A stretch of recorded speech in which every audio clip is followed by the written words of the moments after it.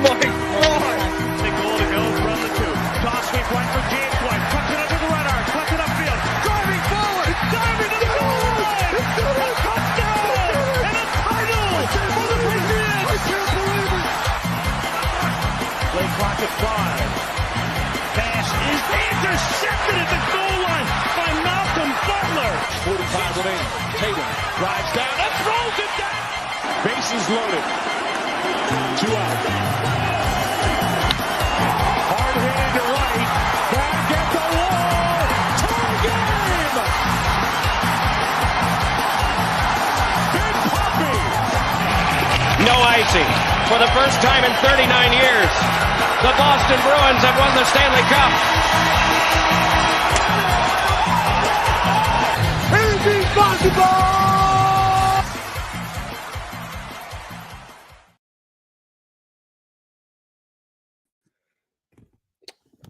Howdy. How are y'all doing tonight?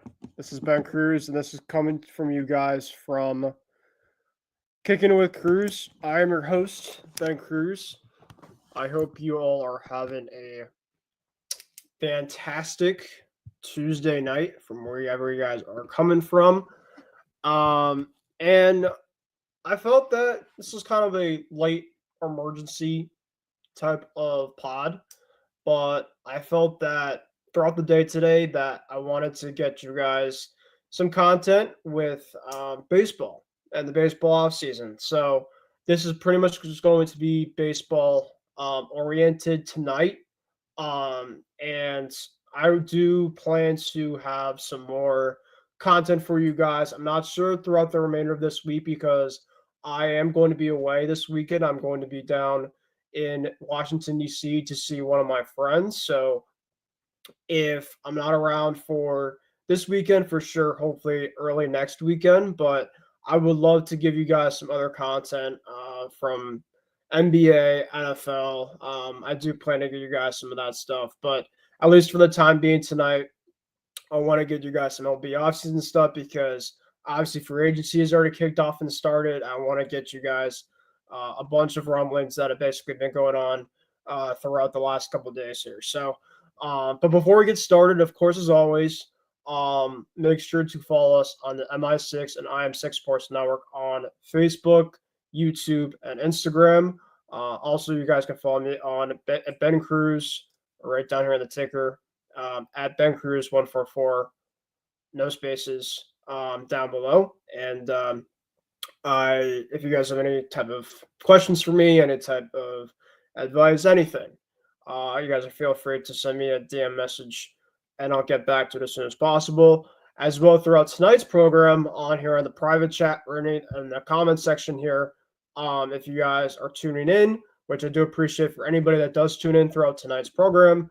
If you guys have any type of questions for me about the baseball offseason and how I feel about it, yeah, by all means, we'll get through it. We're not going to get through, I don't think, any type of predictions, but I do want to get into some of the big guys that could be potentially trade candidates, and of course, a lot of the big free agents, and at least some rumors that have been going on with some teams. So I do want to get into some of that for tonight's program. So it's pretty much just going to be one topic and one topic only. So here we go. Now, obviously, the baseball season, of course, is now officially over. Of course, the Dodgers won it last month, so congratulations once again to them. And so now it's obviously the offseason, and free agency has already kind of kicked off. We, of course, have pretty much been in the winter meeting stage. I know that the GM meetings are going to be coming up pretty soon. I'm not sure the exact date on them, so bear with me really quick here because I do want to kind of take a quick look on that. But usually, if you ask me in terms of when a lot of these like signings and stuff start like that, for a lot of these players that are free agents and the trade and stuff, it's typically in December when the winter meetings kick off. And the winter meetings kick off this year. I'm pretty sure. I got to double check in terms of where they are this year. So also bear with me on that really quick. Let's see. They're going to be in, I think, Dallas this year. I have to look back onto that, but I won't worry about that just now. Yeah, Dallas, Texas. Okay.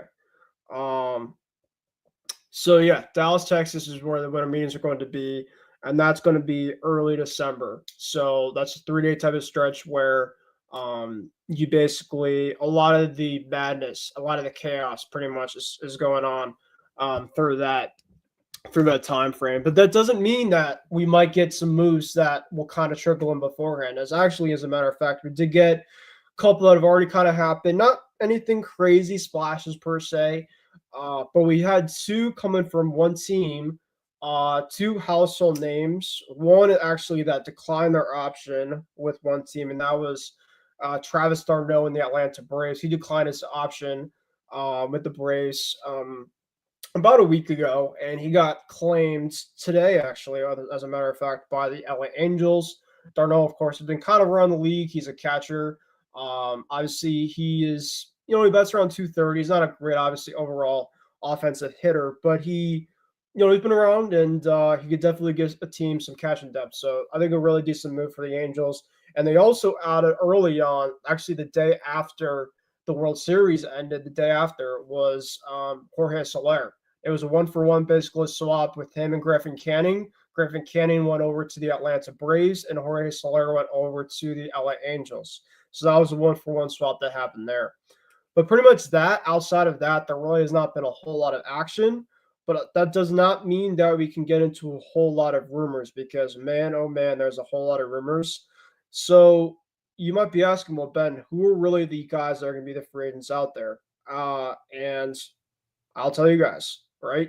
There's, of course, the kind of, if you look at it kind of tier-wise, right, it's kind of the top guys. Juan Soto obviously is headlining that. I think everybody, right, will have a chance to put their pitch in, right? And there's, according to Jeff Passan today, and I'm going to go through that in a little bit, there's 4 teams that are really highly linked to Juan Soto, and more likely than not, all those 4 teams will get the chance to put a pitch into a meeting with Juan Soto and his agent next week or even later this week. So I'll get into that in a little bit.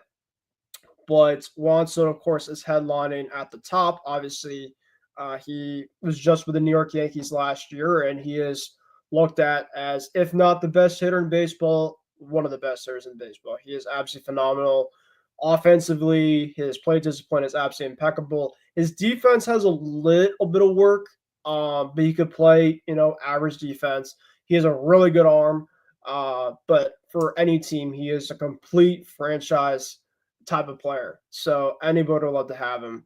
Obviously, you look at pitching wise, Roki Sasaki, who is the Japanese phenom over in Japan, he just got posted to American League Baseball not too long ago. So Roki's essentially eligible to sign with any type of MLB team coming up pretty soon. Very similar to Yoshinobu Yamamoto, who of course was and posted from Japan last year, obviously before he got signed by the LA Dodgers. So Roki is kind of the Yamamoto of this year for free agency. Obviously, Corbin Burns is another, of course, option. Corbin Burns, of course, was the ace of the Baltimore Orioles last year. He obviously got traded last offseason from the Milwaukee Brewers, and Burns now has a chance to potentially be on another team, as he is obviously as a free agent.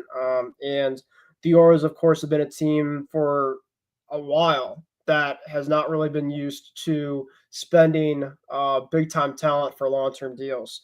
But we'll have to see. We'll go through some teams for some of these guys. I won't, though, make my predictions just yet, tonight. I would like to obviously kind of go into some of these guys and obviously some of these rumors. Another guy is Blake Snell. Now, Blake Snell, of course, was one of the guys last year that was with Scott Boras. And he, of course, was a guy that had a really slow first half of the San Francisco Giants. He signed, of course, late. He was one of the guys in the Boras camp that signed late because he of course, want to get his money, and he really didn't have the chance to pitch a lot of the spring training. He was with, of course, Jordan Montgomery, the two guys that were kind of latecomers, and he decided to sign with the San Francisco Giants. Really slow first half, but of course in the second half he was phenomenal. Very similar to the season he had before with the San Diego Padres, where he had a really slow first half, but in the second half he was absolutely phenomenal. So it was really kind of a two tails for Blake Snell in the last two seasons, but he has been, of course, one of the best lefties in the game. We have another guy, a long-term Houston Astro, and Alex Bregman. He's going to be out there in the market. Obviously, Bregman, he obviously hasn't had the same type of stats he once did, but he's still a really good hitter. He plays a really good third base. There's actually been talks that he might be playing second base for potentially some teams that might be looking at him as well. But Bregman, of course, his breakout season was 2018 and 2019. He had an average of 36 home runs, 108 RBIs, a 970 OPS, and he finished in top 5 of AL MVP voting in both of those years. So we'll see in terms of what happens with Bregman, but I'll go through some teams for him. Another guy, another southpaw from the pitching side, and Max Fried. Max Fried, of course, has been a long-time Atlanta Brewer. Atlanta Brave. I'm sorry. And he's been looked at as one of the best pitchers in the game. Fried, in 29 starts, he had a 3.25 ERA, his highest since 2019. But he's been an all-star for the last couple of years here, and he's going to be looked at as one of the sought top pitchers out there on the market. We got some X Factor type of guys. I know that obviously a lot of talk's been going on with Willy Adames and the Milwaukee Brewers.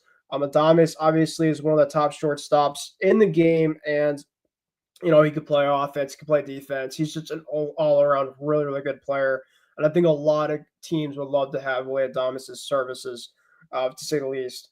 Another one, of course, is Pete Alonso. Pete Alonso, of course, is going to get the chance to be out there on the market. Obviously, the other New York star and Aaron Judge and Juan Soto.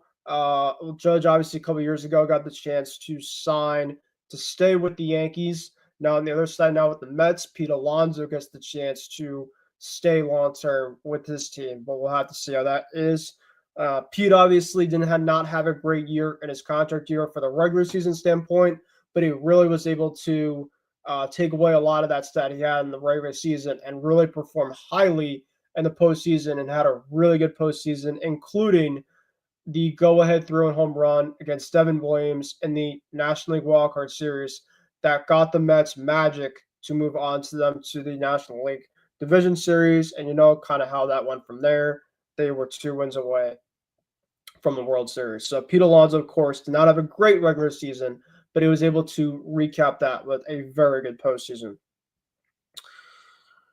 Jack Flaherty is another guy, Tanner Scott, Shane Bieber, some other guys that, I could talk about as well. There's like 50 guys out there for agency, but I'm not going to go through all of them. I really wanted to kind of get into some of the top guys today. And I wanted to start no other than Juan Soto. Juan Soto, of course, is the top guy on the free agency market, right? And I can let me try to see if I can get you guys the overlay here. Hold on. Let's see. Bear with me.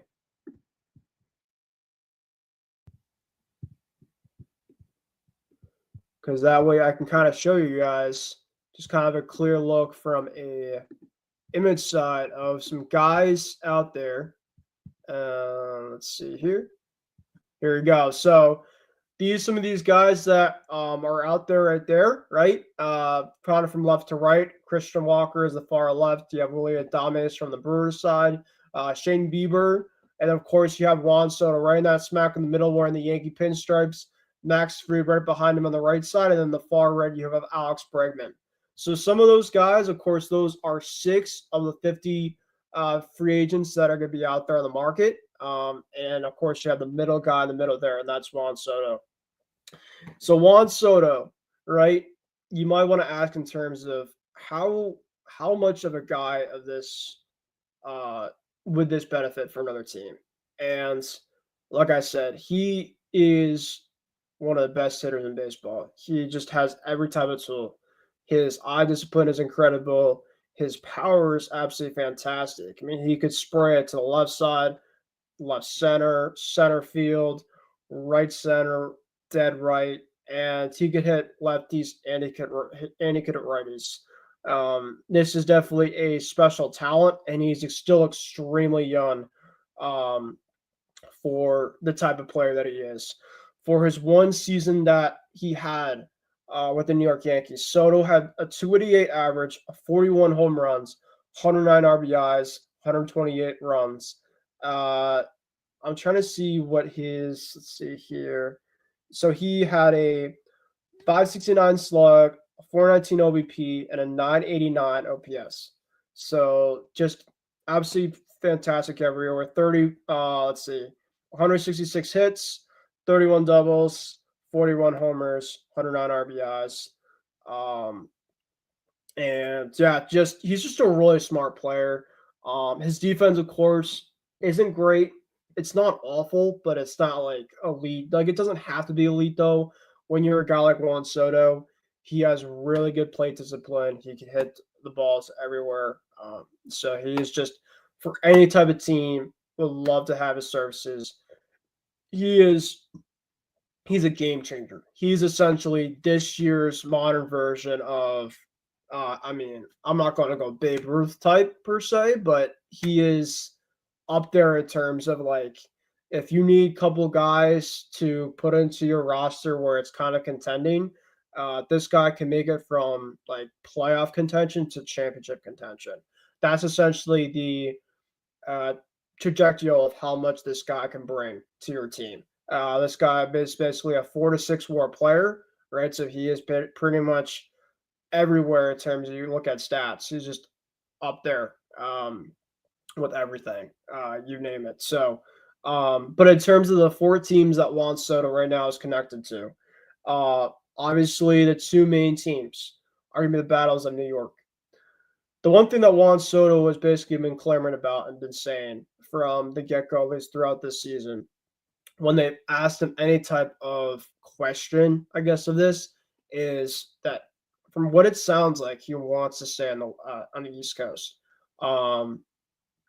Now, obviously, they asked him after the Yankees lost in the World Series to the Los Angeles Dodgers of your chances of coming back to the Yankees, and are you worried about the Mets taking any type of swing for you? And basically, Juan Soto said that all the 30 teams are going to be able to have a pitch out to me to have him go somewhere, right? Now, obviously, it's kind of like Shohei Ohtani last year, right? Where you obviously have some teams that are just there's not even a chance, right? Some teams are rebuilding, so it's more like all right, it's what it is. It's kind of like a fun type of thing. But then you have some teams that are like, okay, like I don't see it happening, but it's not like it's out of the realm. And then you have some teams that are like extremely high, extremely serious, and like ready to put all the chips in to try to make this happen. And so the 4 teams that are currently at the top of Juan Soto's wish list, basically all of them but one shocked me, are the New York Yankees, the New York Mets. Those are kind of the top 2 for Juan Soto. And I think when you look at like front runners per se, and I'll kind of go through in terms of who I actually have Juan Soto going to, because I think that he's just that big of an overall talent that it's kind of hard for me not to say extremely kind of where I feel like he's going to. But the top of the list is going to be the New York Yankees, right? Because he just went there. It just seemed like he was just kind of built for the moment there. As a Red Sox fan myself, when I saw that he went to the New York Yankees last offseason, it really I was in like a crap type of situation, right? Because I knew for a fact this guy was going to be tormenting my team, in which he did. There was moments that he did. Don't get me wrong, but yeah, just he does look good on the Yankee pinstripes. I'm not gonna lie. there's something about it. Him and Aaron Judge got really good connection. The fans, of course, loved him over there. So I would not surprise me if the Yankees were just kind of that main team, right? But then you have the other team from New York, right, who was just 2 wins away from the World Series. An absolute billionaire of an owner who will essentially throw any type of bag at him. And when you look at Juan Soto obviously is not prioritizing winning and championships. Of course, he is to a degree, but he's going to basically be like Shohei and basically tell everyone that throw your best bag offer at me and I'm going there. So I guess if the Yankee, when you look at the overall projection at where Juan Soto's overly going to be when it comes to the contract, I would probably go with around 500-600 mil. I it might be 600 plus. I think that he's gonna get deserved whatever he gets deserved. Trust me for sure. Obviously, I don't think it's gonna be deferrals like Shohei's was with the Dodgers. That was just absolute insanity. But it's gonna be a lot. So, but the 4 teams that are going to be meeting with Juan Soto are the New York Yankees, of course, the New York Mets, the Toronto Blue Jays, which, funny enough, the Toronto Blue Jays were in on the Shohei Ohtani meeting last year. And that obviously bit them in the ass because I think a lot of Blue Jay fans, of course, were really like, there was a ton of like high chatter going on with him and Shohei Ohtani and the Toronto Blue Jays. There even got to fans like the fans were like tracking like his plane and stuff of like when he was going to go over there. And I still remember that last year to this day. Like everybody's just scrolling through Twitter in terms of like when he's going to get there with that plane and stuff. And then like that afternoon, you get the jet passing bomb that he is not going to Toronto and he's going to the LA Dodgers, which of course was another team that was looking at him. And the rest was history. So I think that the Blue Jays are trying to get Juan Soto because the Blue Jays superstar right now, Vladdy Jr., is going to be a free agent next year. And they want to try to see if they could be able to plan a future of a lefty-righty combo with Juan Soto and Vlad Jr. and be able to pry him away from the New York Yankees and keep him in division with the New York Yankees and be able to have a 1-2 punch of Soto and Vladdy for the long term. And Toronto, I think that they also were really upset that they didn't get Shohei last year. So I think they're trying to go out and try to get a revenge here with Soto. So I think that's one team that is going to be heavily on him, and they're going to be able to get the first cracks. Of course, when you looked at the Jeff Passan tweet on the list, the Blue Jays were the first team that was mentioned. Now, I'm not saying obviously that they are going to be the favorites to get him per se, but they're just going to get the first crack of being able to negotiate with Juan Soto and Scott Boras on, all right, what are you going to give me? And how much is it going to take, right? So they're, of course, the one team. The Boston Red Sox. Yes, my Boston Red Sox are one of the 4 teams in on Juan Soto. And I want to give my overall reactions to this. So I know a lot of Red Sox fans, and deservedly so. We have pretty much been at a low point of this team for the last several years, and deservedly so. They've only been to the playoffs since 2021. Of course, been with different types of front office GMs, Chaim Bloom, Craig Breslow. Of course, been clamoring at the bit for John Henry, owner, to spend. Prospect hugging, you name it. Just been absolute I'm not falling for this type of crap when I'm seeing these guys linked and this, that. But I don't know. I know that the Red Sox were kind of in on Shohei last year, but they really weren't. I didn't really think any Red Sox fan out there imaginable thought that Shohei Ohtani was going to go to the Boston Red Sox because you just didn't trust the ownership to be able to spend. This year is a little bit of a different thing. And no, I'm not saying I don't think that the Red Sox are going to get Juan Soto. I don't think that's happening. But I do think that if the Red Sox put a very highly aggressive push to throw a good bag at Juan Soto. I think it's just a really good sign to us fans that, they're going to go for every different avenue, like Craig Breslow and ownership pretty much have clamored all offseason of we're going to go for the highest bidders and the highest players out there on the market. And that's the type of Red Sox team that most of us fans knew for a long, long time and loved, right? To get the highest guys, to get the guys that are going to be game changers, playmakers, and prospects, and having a young, fun team is good and all, but it's, you need to be able to kind of go back to what you were before if you want to win championships. And I think that's what John Henry's looking at, is he's seeing this as a opportunity where I moved on from one of the perennial generational talents in Mookie Betts several years ago and traded him for essentially, I wouldn't say it's a bag of chips because that's kind of wrong to say, but for Alex Verdugo, who of course was with the Red Sox for a little bit, now he's of course with the New York Yankees. Now he's a free agent, but he obviously was fine, but he's not Mookie Betts. Connor Juan, obviously, he's a fine catcher, not great. He's a good catcher. Don't get me wrong. And then of course Jeter Downs, who is not even playing in the major leagues right now. So, you could say, well, Mookie Betts didn't want to be there. He didn't want to stay there. He's said on multiple occasions that the Red Sox paid him to the highest amount, Mookie was going to stick around.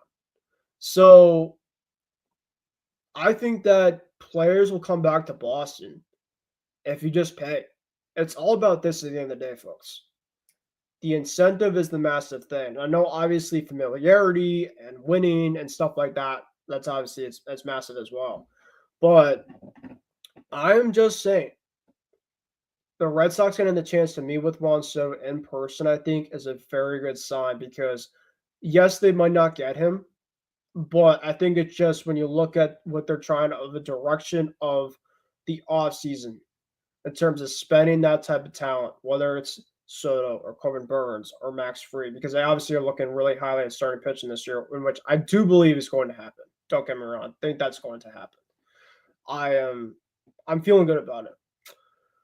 But just to see that name out there, the Boston Red Sox in the top four, and it's coming from one of the best top sources in the game. Like Jeff Passan, obviously, you could say, well, John Heyman, of course, people would say that his sources haven't been great, this and that, and don't get your hopes up.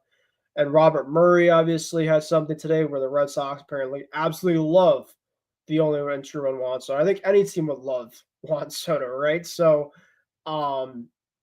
but just to kind of just hear that report just kind of gave me like an air fresh of like, all right, like this is what I'm talking about. Like, so I will say though, if John Henry found a way to pay Juan Soto and to prime away from your arch rival and to basically pay him everything in the world with some of the top guys in the farm system coming up, and you have Soto, Devers, Casas, Roman Anthony, Jared Duran. I mean, the Red Sox are going to be an absolute wagon for the next several years because Juan Soto obviously is just that type of star, right? The Red Sox, I mean, Rafael Devers is a star, but like superstar. Juan Soto is an absolute superstar.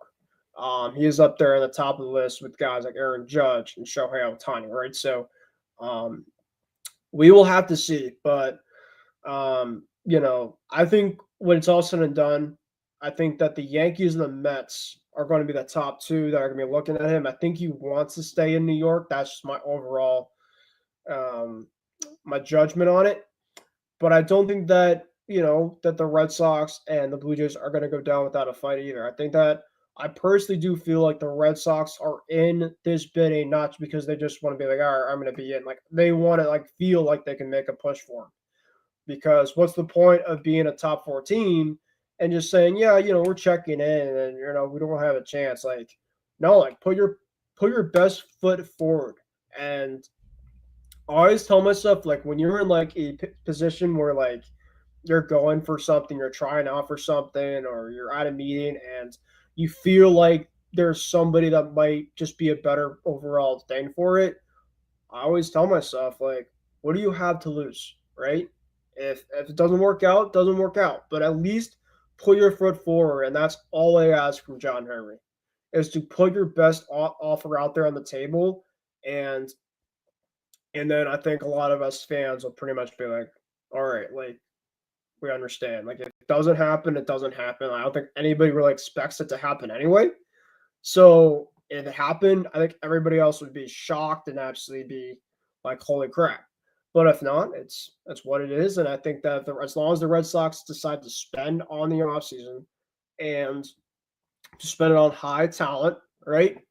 I think people definitely will start to kind of, if not get themselves back onto the team, I think a lot of people will, because it's been a real rough couple of years here, to say the least. But kind of picking back off away from my team, the Red Sox, the Yankees, the Mets, and the Blue Jays. Now, really quickly on the Mets, because I know that I've talked a little about the Yankees and I've talked a little bit about my Red Sox and the Blue Jays, but the Mets, obviously Steve Cohen is going to be at the top of the list. When it comes to spending, out of the 4 teams, Steve Cohen is by far the one that's going to give Juan Soto the most money, right? And Francisco Lindor, of course, is, by the way, is going to be an MVP candidate. Congratulations to Francisco on that. He had absolutely phenomenal year this year with the New York Mets, and without him, I don't think the Mets are a playoff team this year. He essentially carried them to the postseason for the Mets this year. And Steve Cohen and Francisco Lindor next week, or maybe later in this week, they are going to meet with Juan Soto and Scott Boras.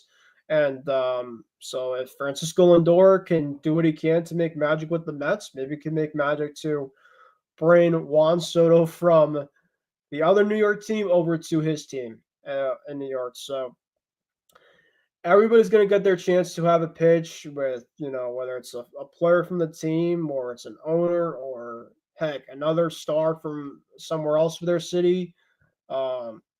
This is an overall type of star that transforms your team not only for the short term, but for the long term, because he's still extremely young, but he's just getting better and better and better. So Juan Soto, everybody, folks, the Soto watch will be real for the next several weeks, but I wanted to get a really quick kind of premiere on what to expect, what are the latest rumors on him, and if you guys want to see more Juan Soto latest rumors, of course, right down here in the ticker bar, my Twitter at Kruse144.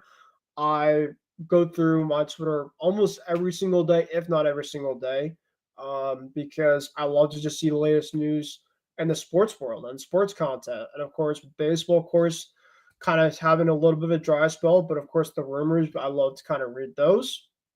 Juan Soto, I will kind of give my raw reactions to any type of rumors that I might see. Even if it's something that's not realistic, I'll put it out there. Whether it's my team, whether it's another team, that's another way that you guys can stay informed with that as well. So that's kind of the top guy on the offensive side. There's, of course, a lot of great offensive players out there as well. But I wanted to get into some of the top guys on the pitching standpoint. And I will first start with no other than Corbin Burnes. Now, Corbin Burnes, of course, has been one of the best pitchers in the baseball.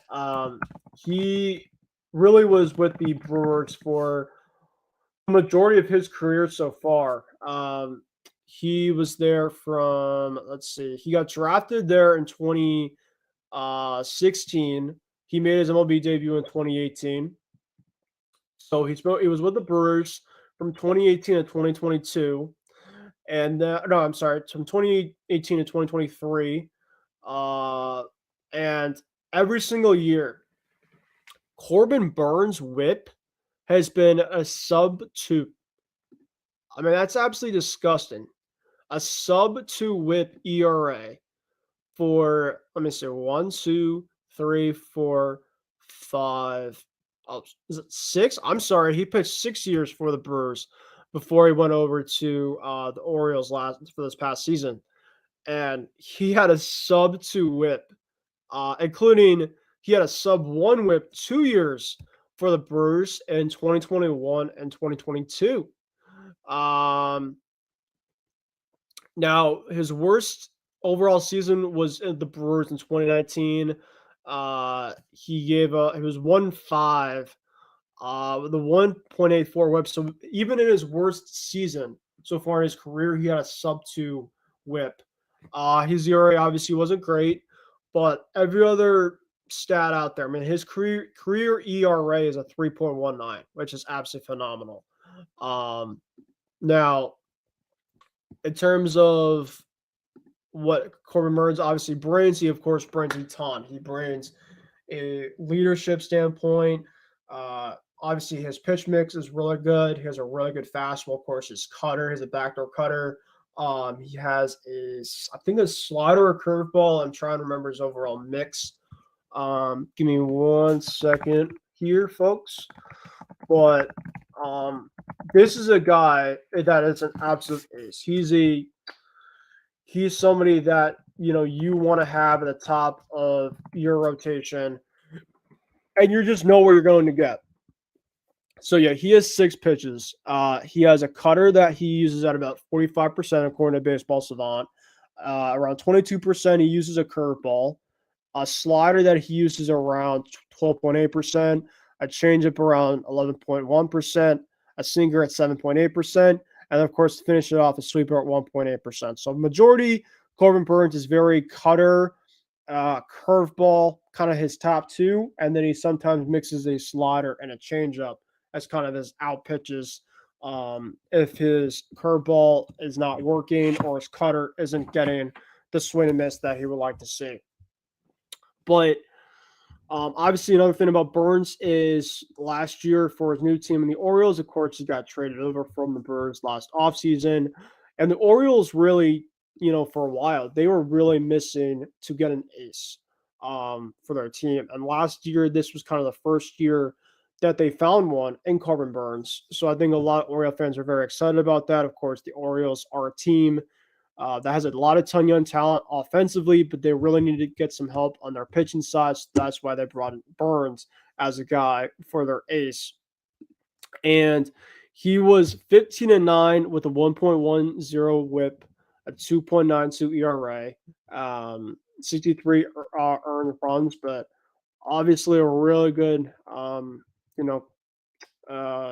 stat line year for the one and only Corbin Burnes.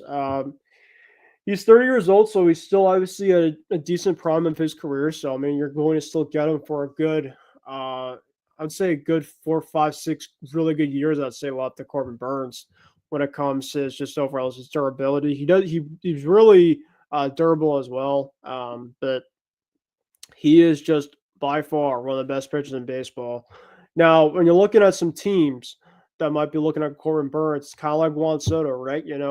This is going to be a pitcher now that for any type of team that needs starting pitching, any type of team that needs an ace, right, can maybe get their team from average or good to like very good or elite. That's the type of stuff that Corbin Burnes can present to your team. Even with the Orioles this year, right?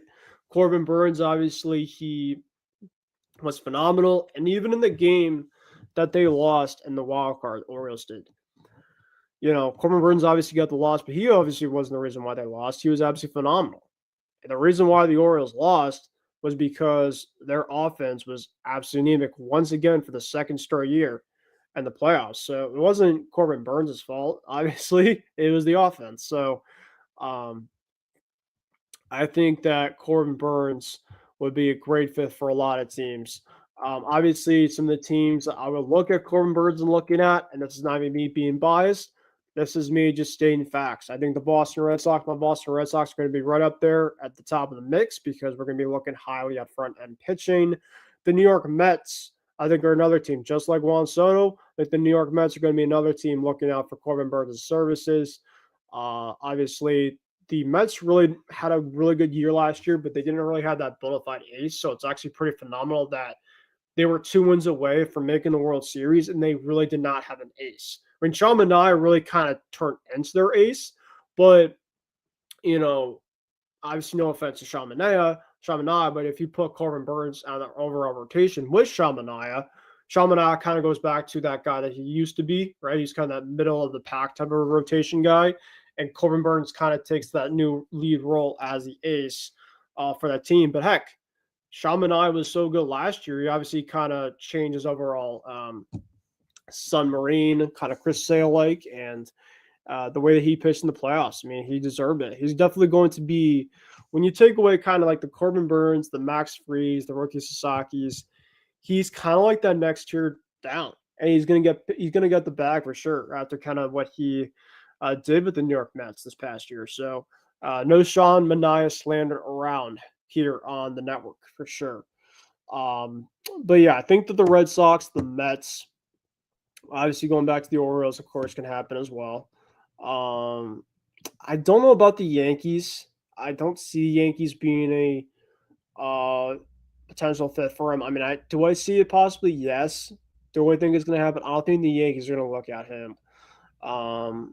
But I mean, there's just so many teams that could be looking at him. But I think that the Mets are really going to be the favorites for Corbin Burns. I think the Mets and the Orioles are really the ones. I mean, you look at the next team odds right now for Corbin Burns, according to the New York Post betting mix. Right now, the top two next team odds for Corbin Burns are the New York Mets and the Boston Red Sox. The New York Mets right now are at plus 550, and the Boston Red Sox are at plus 600. The two teams after that are the Chicago Cubs and the San Diego Padres. The Cubs would be an interesting one. I really don't know about the Cubs. The San Diego Padres, I think, are going to be kind of wild card spenders. Like, they're going to be kind of looking around, but I really like the way that the Padres are as a team for sure. I don't think the Dodgers, I know the Dodgers, of course, were on that massive shopping spree run last year. Ohtani, Yamamoto, Glasnow. So I don't know if they're going to be like it this year, but I think there's still going to be massive players everywhere. So, yeah, that's Corbin Burns. We'll have to see where things go for that. But that's another, of course, one of the top guys out there. Another guy out there that to watch is going to be Max Fried. Max Fried, of course, there's a ton of teams that would love to have Max Fried and his services. When you look at Max Fried's profile, right, I'll go through his pitch mix really quick. Let's see, Baseball Savant. So Max Fried's arsenal is on 7 pitches. He is pro four-seamer, so he's around 33% on the four-seam. And then he's curveball around 21%, sinker at 15.6%, changeup at 13.6%, and then his last 3 that he kind of uses to a degree here and there, but it's extremely low rate. The sweeper's at 5.9%, the slider's at 5.6%, and the cutter's at 4.7%. So really, the four-seam and the curveball are kind of the top 2 for Fried, but he'll also use the sinker and the changeup, kind of his secondary pitches for sure.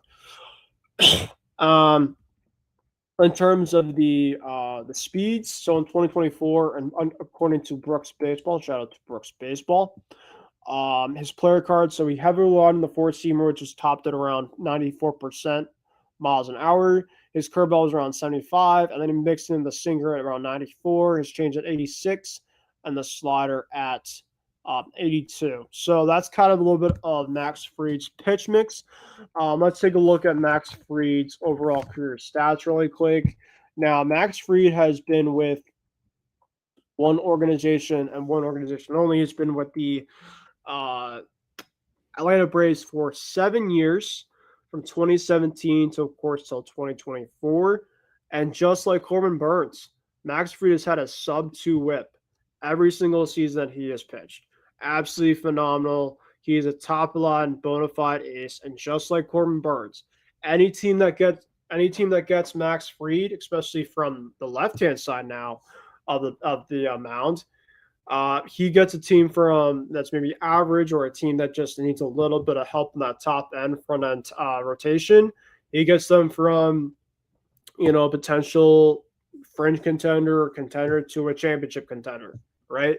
He of course, just the expectations, right? When you bring an ace into your overall team, the expectations just skyrocket even more, right? Because essentially, right, for a lot of these teams, they typically have like a number one, a number two, a number three. Typically at least three guys.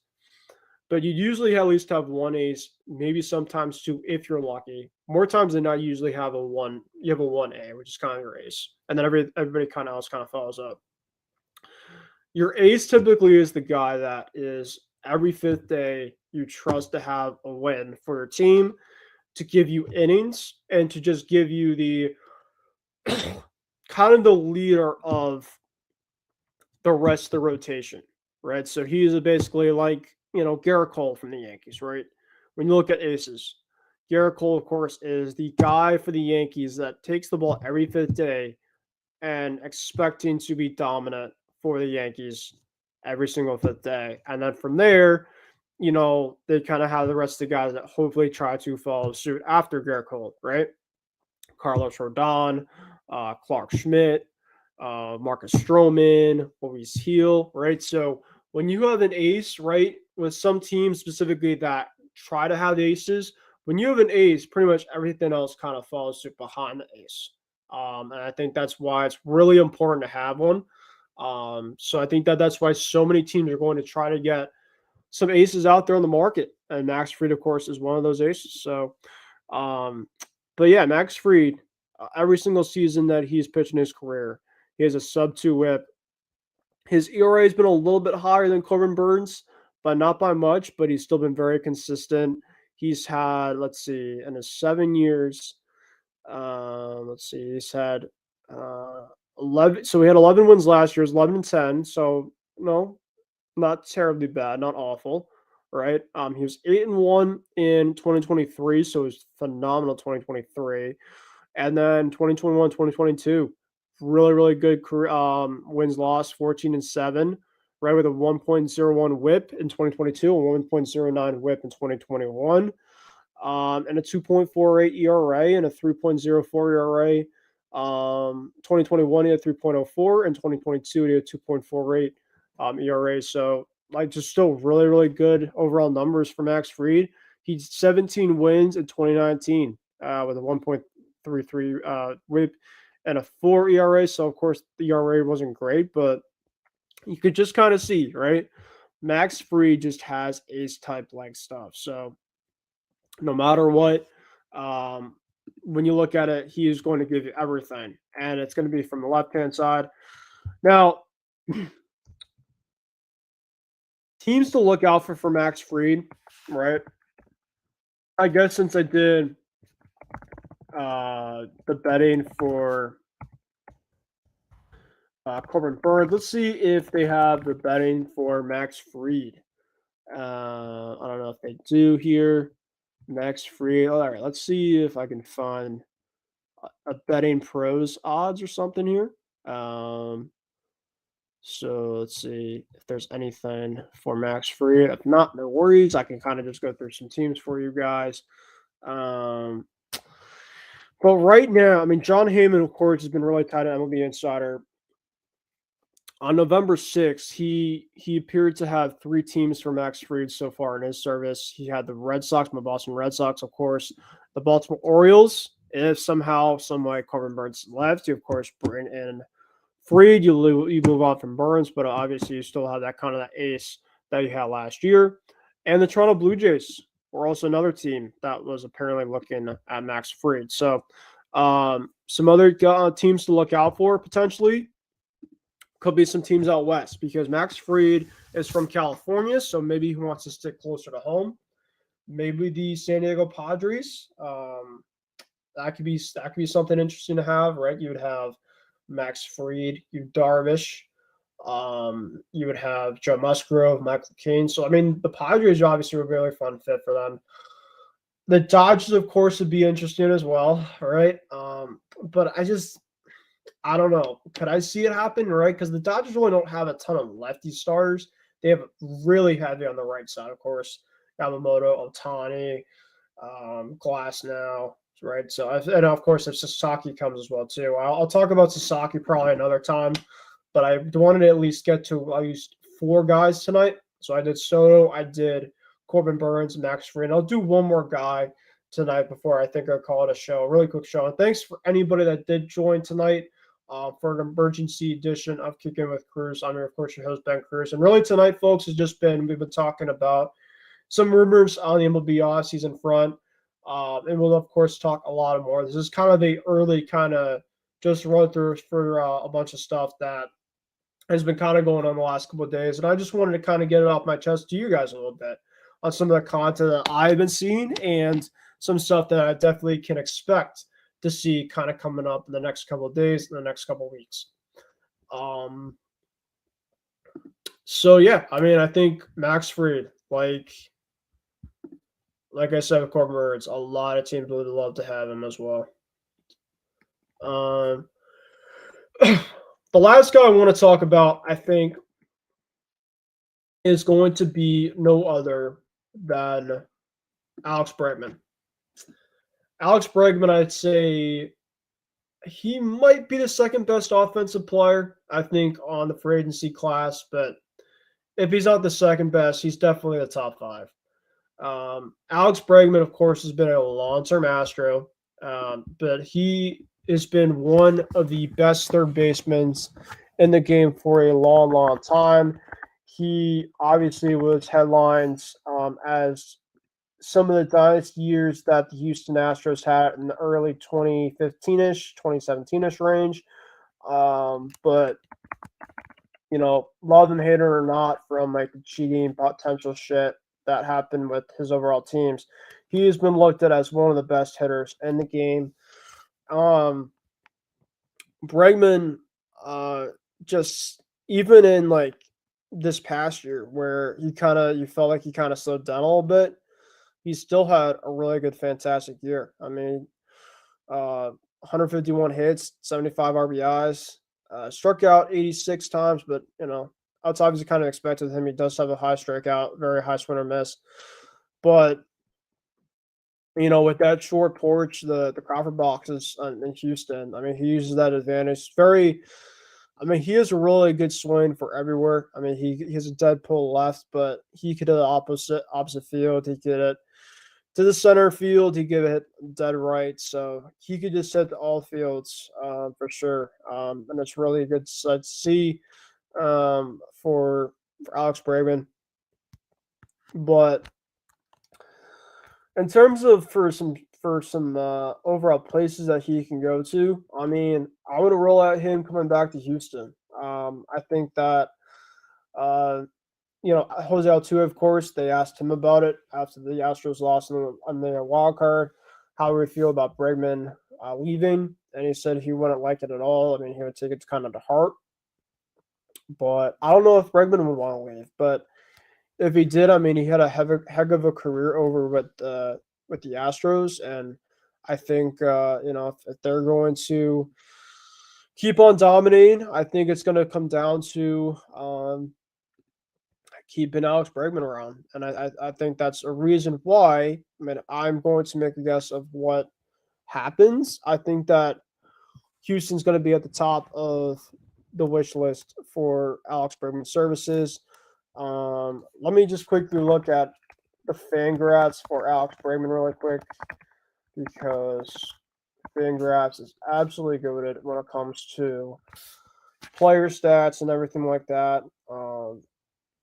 So let's quickly see Alex Bregman really quick when it comes to Fangraphs and everything that presented for him. He's still 30 years old, so like you can be able to still get him at like his prime of his career, and he's still not, you know, yes, he might not be the same guy he once was, but you know, heck, in 2024 he had a 4.1 WAR. So I mean, he still was absolutely incredible.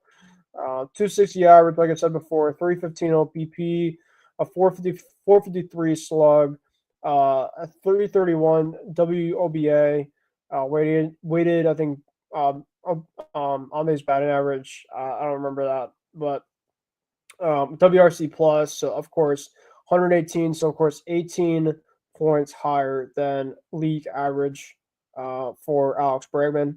So really good for them. And total, yeah, so 135. For Bregman, he had a 118 WRC plus. So it's kind of right around there. But yeah, just obviously incredible stuff. from Alex. And I think that, he's going to just really, really be a guy that, a lot of teams could have. I think, a team like the Phillies, a team like, the Phillies obviously would love him, I think, at the hot corner. Um, Alec Bohm might be leaving too. He might get traded. Heard some rumblings about that today from the Phillies side. So if he left, there'd be an open at third base for the Phils. Obviously, if he goes to second base for some teams, right? Because he said he's been opening to play some second base. Um, I wonder about my Red Sox. I think that's really, really unlikely. I don't see Bregman to the Red Sox happening. I had a little bit of a dream for that for a while, but I don't see it. I want to roll out the Yankees. I think that the Yankees, because you put Jazz back to outfield. Jazz played pretty decent kind of at the trade line to go to a position you really didn't play a lot of. And for the most part, they play a pretty good third base after he got traded. So, heck, maybe Bregman goes to the Yankees. That'd be kind of interesting because kind of the feud between the Astros and the Yankees. But, once you essentially put on another team's jersey, kind of all bets are off at that point in time. So, just kind of like with Jazz. When Jazz went to the Yankees, I think some Yankee fans didn't like it at first because, of course, kind of the drama and shit that he's had before. And Marcus Stroman was another guy a lot of people from the Yankees hated. But once you kind of put on certain types of jerseys and you perform, then you don't really get the scrutiny that maybe you might have had before. So, but I think with Bregman, he just brings everything, like I said before, just the overall package, even if he's not the same guy he once was. Yeah, we'll have to see where Bregman goes. We'll do a free agency prediction. Later on the next couple weeks here with me, Isaiah Leon, hopefully Laura Antonio, and maybe some others. And we'll just go through a list of every single free agent out there and go through all of our teams that we predict. And of course, we can't forget about trade season. And so, of course, we talked about some aces on the free agency standpoint. There's been one guy in the trade market right now that everybody wants to talk about, and deservedly so.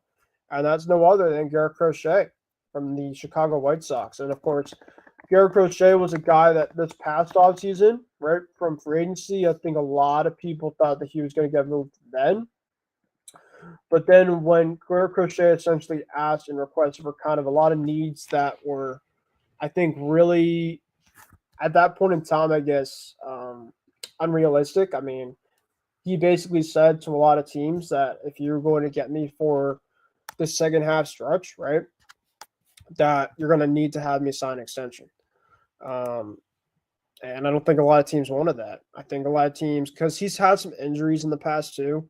So as great as your first half was, his second half wasn't great, but his overall, just his repertoire in terms of the way that he pitches, everything is just absolutely incredible. So we could talk about Garrett Crochet another time in terms of his teams and some places where I think that he can go to. But I think that he's just another guy out there that's going to get a headline of traction, to say the least, for sure. But we're almost at the top of the hour mark, folks, and I do want to thank you guys, everybody that did join for tonight on Kicking with Kruse. Like I said, I was just all baseball tonight, and just really kind of a little, I guess, a quick little sliver, a little glimpse of kind of some things to watch out for MLB free agency, and kind of some things to look out for in the next couple of weeks. Winter meetings will be in early December, and some things will be going on like later on in the month of November. So definitely look out for all that fun stuff, to say the least, for sure. And if you guys liked what you guys saw tonight, of course, make sure to like and subscribe on YouTube, on IM6 Network and the MI6 Sports Network. And we greatly, of course, appreciate that. In terms of our next show, I'm not sure, folks, when that's going to be. Like I said at the beginning of the show for tonight, that I'm going to be away this weekend, so I have to take a look in terms of when the next opportunity will be coming. Hopefully, be coming pretty soon. because I want to make sure I get you guys the most content as I can possible, right? And we'll kind of go from there. So thank you guys for joining. For anybody that did join tonight on Kicking with Kruse. And we will see you guys, I guess, next time, whenever that may be. So, yeah, we will see you guys next time. And I hope you guys have a great rest of your night. Oh, my God. The goal to go from the 2. Toss sweep one for James White. Cuts it under the right arm. Cuts it upfield. Driving forward. Diving to the goal line. A touchdown. And a title for the Patriots. I can't believe it. Play clock at 5. Pass is intercepted at the goal line by Malcolm Butler. 45 remaining. Tatum drives down and throws it down. Bases loaded. 2 out. Hard hitting to right. Back at the wall. Tie game. Big Poppy. No icing. For the first time in 39 years, the Boston Bruins have won the Stanley Cup. Anything's possible.